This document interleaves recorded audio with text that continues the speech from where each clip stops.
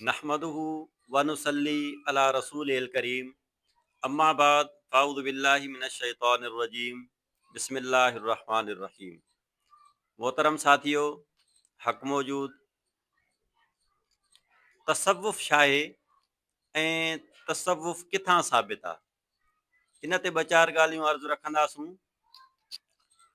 हदीस जिब्राइल इहा अवां सभिनी खे मालूम हूंदी, उनखे असीं वधीक तफ़सील सां बयानु न कंदासूं। त हुज़ूर नबी करीम सल्लल्लाहु ताला अलैहि वसल्लम जन जी बारगाह में हज़रत जिब्राइल अलैहिस्सलाम जन हाज़िर थिया। महफ़िल में कोई बि शख़्स उन्हनि खे न पियो सुञाणे ऐं तमामु ख़ूबसूरत सफ़ेद लिबास ऐं फुल ब्लैक उन्हनि जा वार, चहिरो चमकंदड़, बाहेबत शख़्सियत सरकार जन हुज़ूर नबी करीम सल्लल्लाहु ताला अलैहि वसल्लम जन जे साम्हूं गोॾा खोड़े वेही रहिया ऐं टे सवाल अर्ज़ु कयूं। हाणे उलमाए किराम फरमाइनि था त उहे जेके टे सुवाल हुया त मुकमल इस्लाम उन्हनि टिनि सवालनि जे जवाबनि मंझि बंदि आहे। याने हीअं चइजे त उहो इस्लाम जेको आहे मुकमल टिनि हिसनि में सरकार जन तक़सीम फरमायो, टिनि अबवाबनि में तक़सीम फरमायो, टिनि फ़सलनि में तक़सीम फरमायो। याने इस्लाम जा कुल टे चैप्टर थियनि था।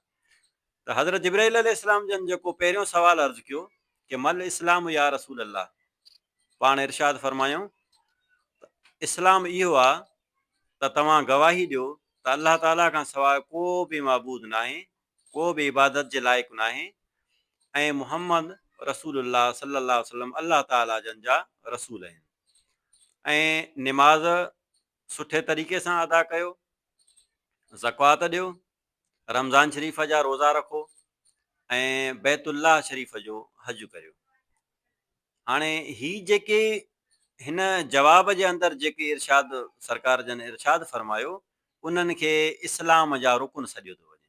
इस्लाम जा 5 रुकन आहिनि, 5 पिलर्स ऑफ द इस्लाम। उन में इन इल्म खे इल्म तौहीद सॾियो थो वञे, इल्म तौहीद।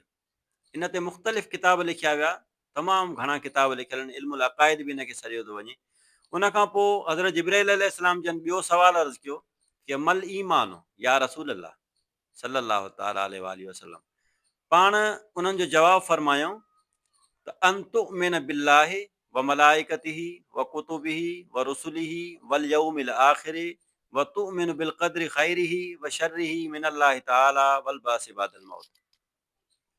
जॾहिं ॿियो जवाबु पाण इरशाद फरमायूं त उहो जवाबु हुयो इल्म फ़िक़े, याने मुकमल ज़िंदगी उन जा मसाइल, उन्हनि जा क़वानीन, इन जो नालो इल्म फ़िक़े आहे। त ॿियो जवाबु जेको हुयो इहो इल्मुल फ़िक़े चयो वञे थो। उन खां पोइ जॾहिं उन हज़रत जिब्राइल अलैहिस्सलाम जन टियों सवाल अर्ज़ु कयो त मल एहसान या रसूल अल्लाह सल्लल्लाहु ताला अलैहि वसल्लम जन, त पाण इरशाद फरमायूं अंता बुदल्लाह का अन्नक तराहो फ इल्लम तकुन तराहो फ इन्नहू यराक। पाण फरमायूं त इबादत हीअं कयो, यानी हिन हाल में तव्हांजी इबादत हुजे जो इबादत कंदे तव्हां उन मुशाहिदे हक़ में गुम हुजो, इन हाल में इबादत कयो। तव्हांजो इहो हाल हुअणु घुरिजे, मुस्लमान जो इहो हाल हुअणु घुरिजे। पर जेकॾहिं इहो हाल न आहे त पोइ कम अज़ कम इहो हुअणु घुरिजे त अल्लाह ताला जी ज़ात बाबरकात तव्हांखे ॾिसी रही आहे। इन इन माहौल में ऐं इन रुधम में वेही करे इबादत कयो।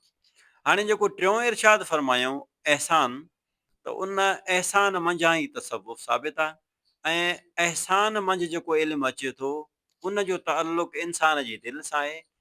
त इंसान जे दिलि जे अंदरि जेके ख़यालात पैदा थिया अथनि उहे बुरा आहिनि, उन्हनि जी सफ़ाई थिए थी, उन में नफ़्स जूं कदूरतूं आहिनि, बुरा बुरा ख़यालात आहिनि ऐं अण तरतीब ॾिनल ख़याल आहिनि। उन्हनि खे तरतीब में आणणो आहे, बुरनि ख़यालनि खे ख़तमु करे सुठनि सुठनि ख़यालनि में आणणो आहे, सुठा सुठा ख़याल पैदा करणा आहिनि। उन खां पोइ दिलि जे अंदरि कैफ़ियात उभरंदियूं, कैफ़ियात पैदा थींदियूं, इंसान जे अंदरि पोइ रूहानी हाल पैदा थींदो।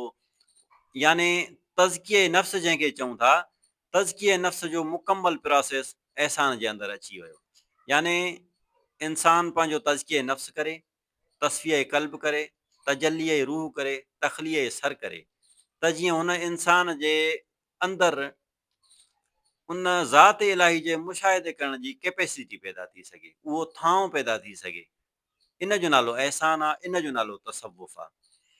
ऐं जॾहिं उहा महफ़िल ख़तमु थी वई, उहो ॾींहुं गुज़री वियो, ॿिए ॾींहं ते हज़रत अमीर उमर रज़ी अलाह ताला अन्हु जन अर्ज़ु कयो त या रसूल अल्लाह, कल्ह छा गुज़रियो, कहिड़ो इहो हाल हुयो जो हिकु नओं शख़्स आयो ऐं एतिरो हैबत वारो हुयो जो कोई उन खां उन जो तारुफ़ बि न पुछी सघियो, ऐं उन 3 सवाल पुछिया अव्हां खां, वरी अव्हां जवाब इरशाद फ़रमाया, त वरी उन शख़्स उन जी तस्दीक बि कई, यानी उहो उन्हनि जवाबनि खां पहिरीं खां आगाह हुयो। त पोइ पाण फ़रमायूं त इहो हज़रत जिब्राईल अलैहिस्सलाम हुयो, जेको तव्हांखे इस्लाम सेखारणु आयो त इस्लाम छा आहे, इस्लाम मुकमल छा आहे। हाणे जेको इस्लाम आहे, उहो इस्लाम कंहिं हिकिड़े चैप्टर ते खे नथो चई सघिजे त भई सिर्फ़ु ऐं सिर्फ़ु अक़ाइद जो नालो इस्लाम आहे, ईअं बि न आहे। सिर्फ़ु ऐं सिर्फ़ु जेको आहे सो फ़िक़े जो नालो इस्लाम आहे, ईअं बि न आहे। फ़िक़े ऐं सिर्फ़ु ऐं सिर्फ़ु इबादत जो नालो आहे, ईअं बि न आहे।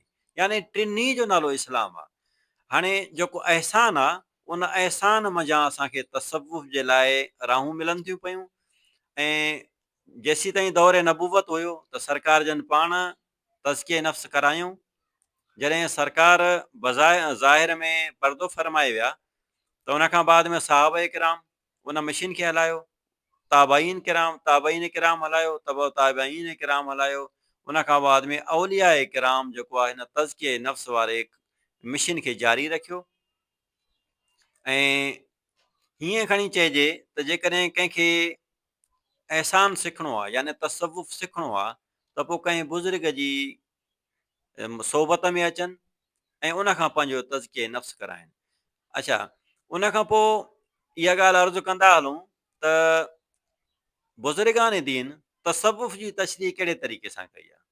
बुज़ुर्गान दीन फरमाइनि था त तसव्वुफ़ तस्फ़ियतुल ख़यालाति अन मा सिवल्लाह, याने पंहिंजी दिलि खे ग़ैरुल्लाह जे ख़यालात खां पाको साफ़ करणु, इहो ई तसव्वुफ़ आहे। ऐं तसव्वुफ़ जा जेके नाला आहिनि, जो नालो जेको आहे मुख़्तलिफ़ अदवार में तब्दील थींदो रहियो आहे, उहो हिकिड़ो ईअं सम्झो त तरक़ी जो हिकिड़ो प्रोसेस आहे।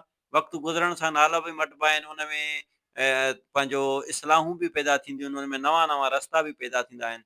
पहिरीं दौरु कुझु ॿियो हुयो, हींअर कुझु दौरु उन खां चेंज आहे, लेकिन मक़सदु उहो साॻियो ई आहे त इंसान पंहिंजी दिलि खे ग़ैरुल्लाह जे ख़यालात खां पाको साफ़ रखे। इन जो नालो तसव्वुफ़ आहे, जेको इस्लाम मंझां ई साबित आहे ऐं हदीस जिब्राईल मंझां साबित आहे। ऐं हीअ हदीस जेका आहे मुतफ़क़न अलैह आहे, मुस्लिम शरीफ़ में बि आहे ऐं बुख़ारी शरीफ़ में बि आहे। ऐं हिन हदीस शरीफ़ जा जेके रावी आहिनि, हज़रत अमीर उमर रज़ी अलाह ताला अन्हु